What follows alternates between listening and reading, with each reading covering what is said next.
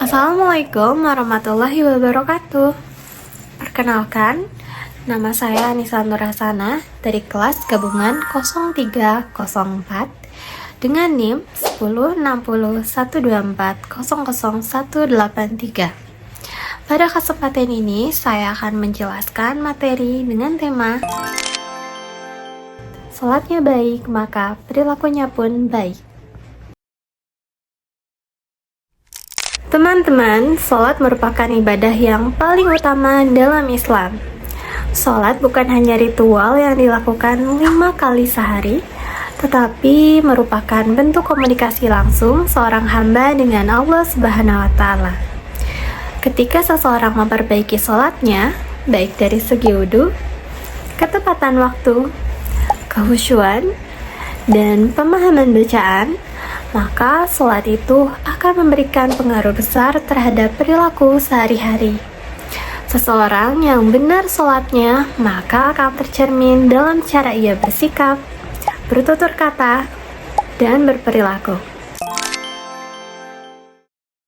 Dalil dan hadis Al-Quran tentang salat dan perilaku. Allah Subhanahu wa Ta'ala berfirman dalam Quran surat Al-Ankabut ayat 45. Inna sholata tanhar anil fahsya'i wal munkar. Sesungguhnya salat itu mencegah dari perbuatan keji dan munkar.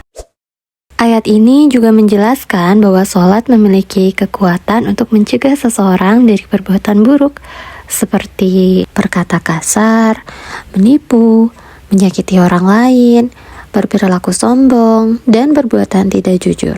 Ini berarti jika sholat seseorang tidak memberikan pengaruh pada perilakunya, maka ada yang perlu diperbaiki dalam cara ia sholat. Sholat bukan hanya tuntutan agama, tetapi juga pendidikan moral dan akhlak.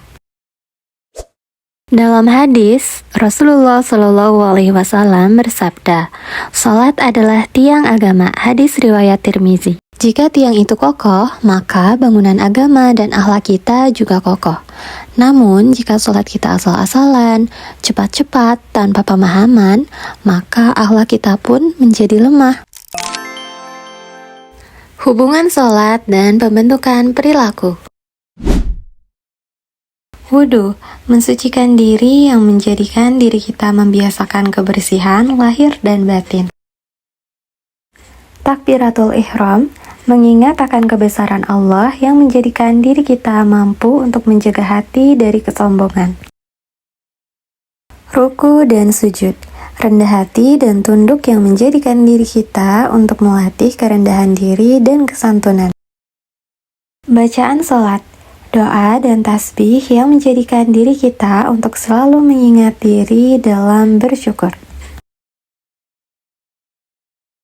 Salam, menyebarkan kedamaian yang menjadikan diri kita untuk mendorong sikap ramah dan menghormati sesama. Contoh penerapan dalam kehidupan sehari-hari. Jika salat kita baik, kita tidak akan mudah marah, karena hati lebih tenang.